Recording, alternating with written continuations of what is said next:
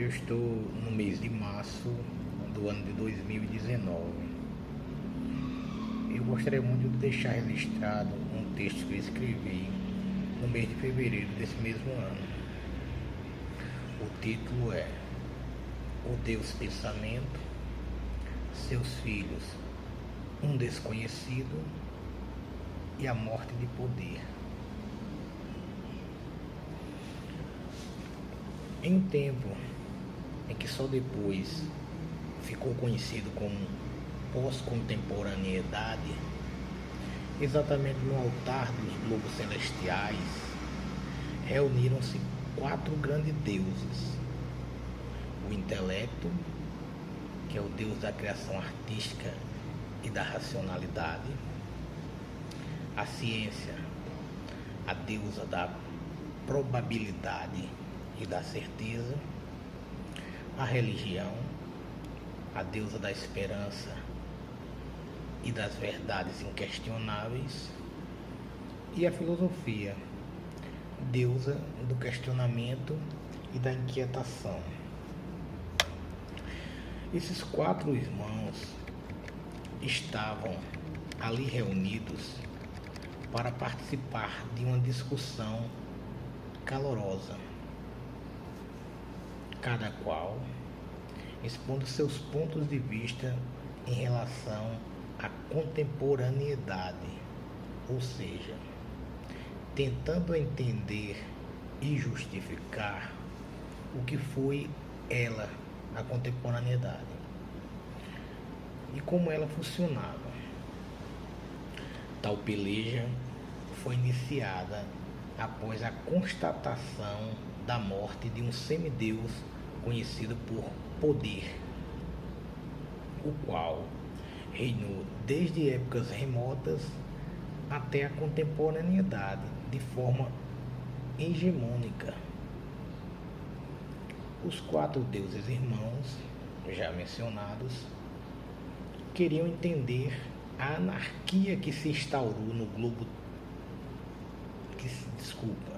a anarquia que se instaurada no global terrena após o falecimento do semideus Poder. A global terrena é um local onde habitavam vários seres, como o povo, a justiça, alguém, o sistema, mídia, conhecimento, política, entre tantos outros existentes que ali atuavam. As discussões dos 4 deuses irmãos, ciência, religião, intelecto e filosofia, seguiram-se incessantemente, argumento e contra-argumento, sem nenhum consenso. O deus ciência, por exemplo, dizia não ser dono da certeza plena, mas apelava ao deus intelecto para que este o ajudasse, mostrando quão importante era seu argumento, já que estava devidamente provado através de probabilidades. Por seu lado, a deusa religião dizia não estar nem aí para a argumentação dos deuses intelecto e ciência, pois dizia ser possuidora da verdade e apoiava-se nas suas primas fé e dogma, que também eram deusas, para atestar a veracidade sobre os temas tratados na discussão. Pouco falava, mas vou regressar um pouco. Ou dizia que possuía a verdade e apoiava nas suas primas fé e dogmas, que também eram deuses, para testar a veracidade de suas afirmações sem menor dúvida. Já a deusa filosofia, dentro de sua reflexão sobre os temas tratados, pouco falava, mas quando fazia era para questionar as colocações, mas sua imparcialidade fazia com que a discussão se prolongasse e os ânimos, vez por outra, se exaltavam, fazendo com que intelecto embora mais simpatizante e próximo da deusa ciência, por uma questão de equilíbrio, tomasse posições neutras e conciliadoras. Já cansado de tanto conflito, Intelecto resolveu pedir para que fosse dada uma pausa na reunião e no debate, para que todos pudessem descansar um pouco e prosseguir os debates depois. Aproveitando esse intervalo, resolveu procurar o pai de todos os 4 irmãos ali reunidos, certo? Que os quais discutiam, cujo nome do pai deles era o Pensamento, para poder se aconselhar com ele e tentar acabar com aquele impasse. O Deus Intelecto sentiu-se à vontade para consultar seu pai Pensamento, tendo em vista ser dos 4 mencionados filhos o mais mimado. Foi então até a presença de seu pai e lhe disse o que se passara. Pensamento ouviu tudo atentamente e iniciou uma conversa franca com o Intelecto. Resolveu pela primeira vez lhe falar sobre seu conhecimento a respeito da origem de tudo que ali existia, pois acreditara que seria esse o meio mais eficaz para trazer à luz para os deuses Intelecto e seus irmãos. E assim, após os esclarecimentos, ele, seu filho, o Intelecto, poderia repassar tudo aquilo para ciência, religião e filosofia e colocar um fim naquela peleja para que todos vivessem harmoniosamente falando a mesma língua. Logo, o Deus maior, Pensamento, chamou a sala onde se encontrava com seu filho Intelecto a deusa História, também filha sua, aquela que conhece o passado mais do que ninguém, e pediu para que essa relatasse em resumo a fábula da origem e logo em seguida, também de uma forma breve, adentrasse na questão que tanto inquietava o Deus Intelecto e seus irmãos, que era a morte de poder. E assim, História começa seu relato. No início, existia apenas um desconhecido, o maior dos deuses, aquele que não pode ser explicado, nem definido, nem mesmo por nosso maior Deus e Pai, o Pensamento, o qual nunca conseguiu desvelá-lo. E, aliás, este foi um dos principais motivos de sua criação, Intelecto, como também de seus irmãos, religião e ciência, pois sabia que esta é a razão de sua existência, pois saiba que esta é a razão de sua existência e de seus 2 irmãos mencionados. Conhecer e explicar o Deus um desconhecido. Mas lhe adianto, segundo seu irmão mais chato, filosofia, é uma missão impossível. Na realidade, até mesmo esse nome, um desconhecido, foi criado por nós mesmos. Alguns já se referiam a ele pelo nome de nada. Na realidade, desde que eu passei a existir, disse a deusa História, ele já teve vários nomes, mas na verdade não temos e nunca tivemos capacidade de conhecê-lo, descrevê-lo ou explicá-lo. Porém, o que se sabe em resumo é que um desconhecido criou os deuses tempo e espaço.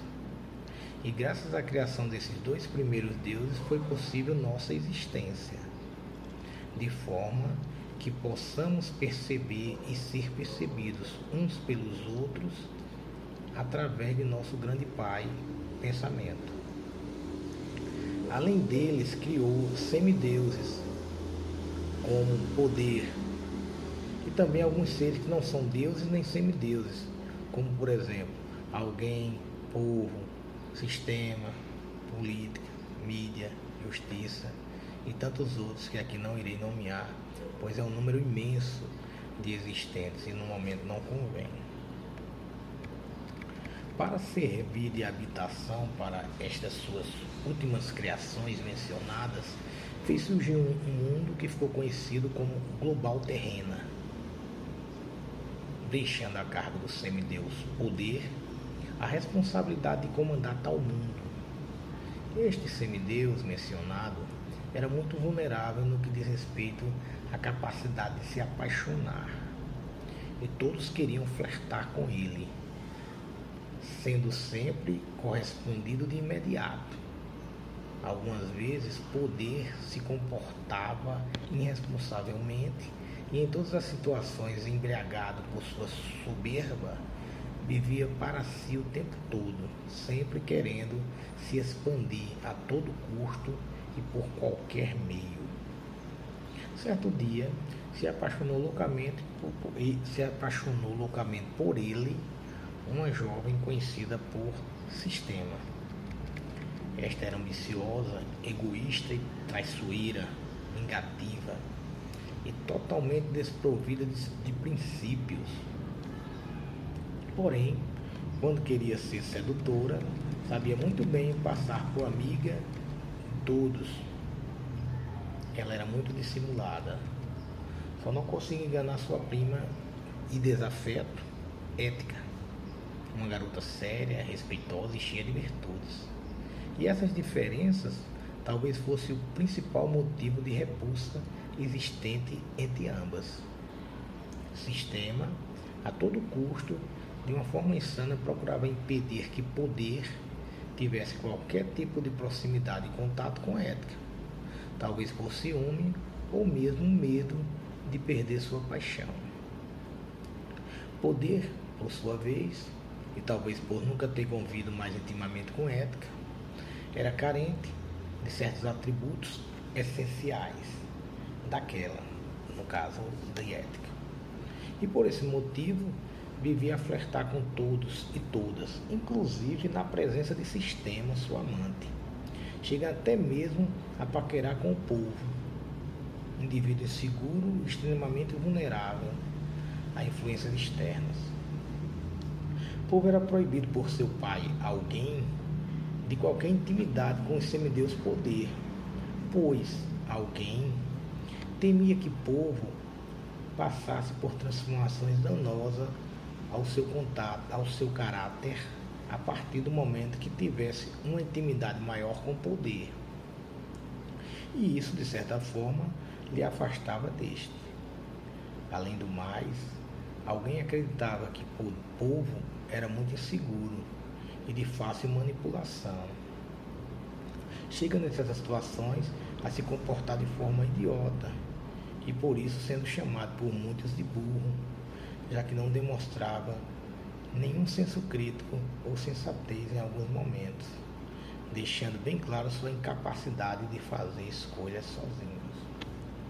Na verdade, depois de muito tempo foi que se descobriu que alguém era o verdadeiro pai de povo. Pois de fato, nunca ninguém quis assumir a paternidade de povo. E este sempre passou a maior parte do tempo abandonado, menosprezado por todos e desprezado por muitos, o que terminou por lhe causar traumas e muitos complexos de inferioridade. Mas por fim, descobriu-se que povo surgiu da geração espontânea e solitária de alguém que, anonimamente, se clonou várias vezes até gerar povo. Uma das coisas mais interessantes nessa fábula é que povo,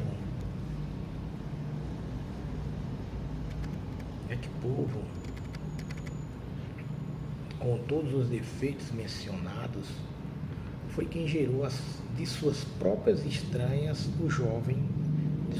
a jovem Sistema, a qual nada lembra ele, já que Sistema morre de vergonha de povo. E mesmo após ter descoberto que este era seu genitor, logo se afastou dele e procurou criar sua independência, negando qualquer relação com o povo. tendo em vista as fraquezas apresentadas por ele.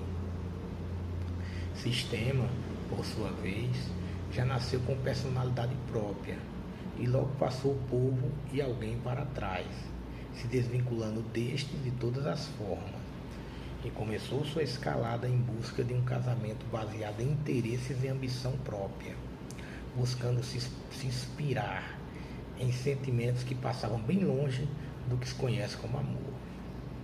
Iniciou então um romance com o semideus Poder. Esse, cheio de si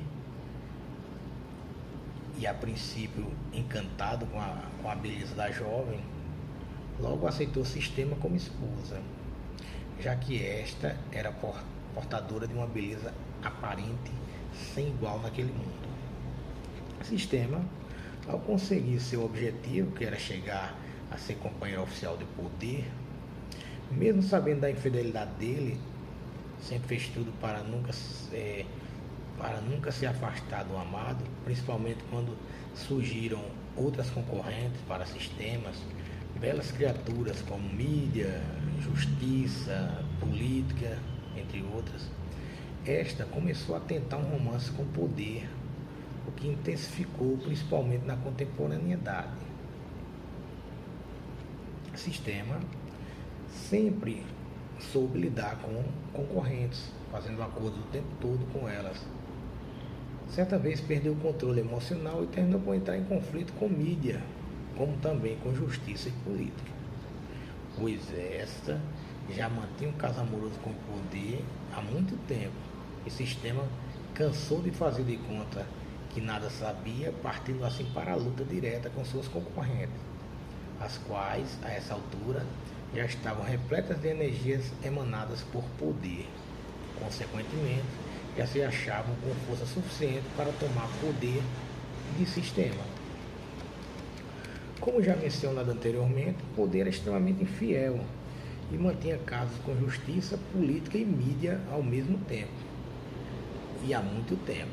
E Sistema não estava mais suportando a situação. Daí começou a guerra de fato. Todos resolveram então uma eliminar a outra. Travou-se no que ficou conhecido como contemporaneidade, uma luta brutal e sanguinolenta das amadas pelo amante, até que cada qual se abraçou de forma desesperada a Poder e este esfacilou-se nos braços das amadas. Com isso teve fim a unidade constitutiva do semideus Poder, da qual ele tanto se orgulhava, e sua morte foi inevitável.